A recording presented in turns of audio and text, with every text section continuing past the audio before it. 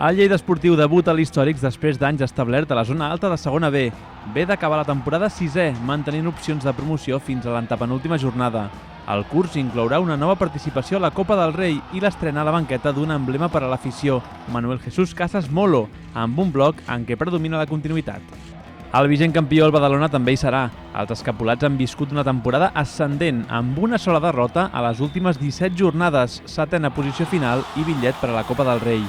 Per al nou any, projecte renovador per seguir sent l'equip català amb més anys ininterromputs a segona B des del 2004. El Badalona ha participat en 28 històrics, és l'equip amb més títols, 7, i ha arribat a 4 de les últimes 5 finals. Arriba el torneig després de disputar de nou el play-off d'ascens a segona B, l'Hospitalet, segon a tercera, després de lluitar pel títol amb el Llagostera. Els riberencs han assegurat la continuïtat de peces clau com el porter Adrià Aliaga, els Cristians, Gómez i Alfonso, i el golejador Manuel Salinas. A més, sumen experiència amb Felipe Sanchón. L'Hospi ha participat 11 vegades al torneig i ha alçat un títol, el 2015. També disputava play-off l'Horta, la sensació del curs, el grup català de tercera, amb tercera plaça final. La derrota davant el Moralo no es manava un any espectacular. Continua l'arquitecte Nacho Castro i se sumen a la plantilla noms del futbol barceloní amb el retorn d'Edgar Tejada.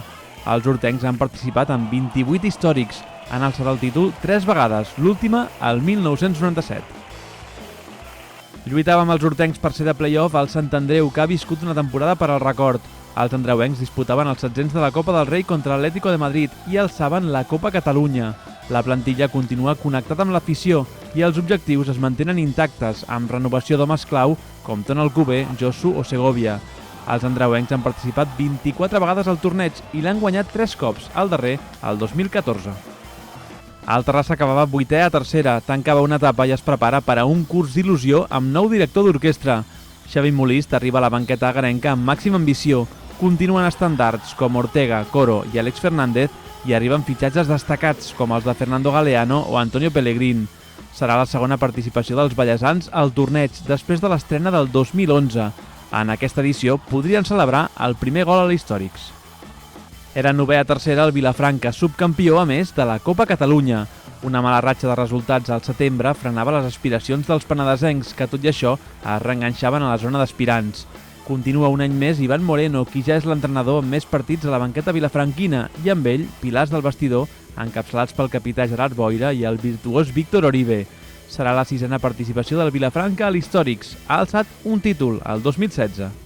Agafa el nou curs amb il·lusió també el Granollers, que ve de ser 10è a tercera.